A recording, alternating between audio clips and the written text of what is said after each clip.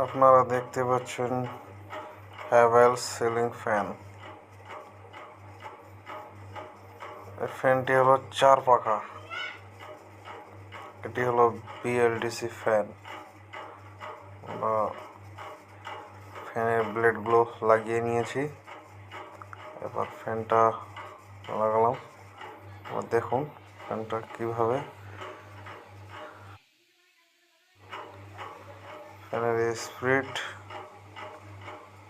ধীরে ধীরে চলছে। এই যে ফুল স্পিড হয়ে গেল। ওহ, দুর্দান্ত হাওয়া। এই ফ্যানটি হলো 56 ইঞ্চি, বাসা বাড়ির থেকে অনেক বড়।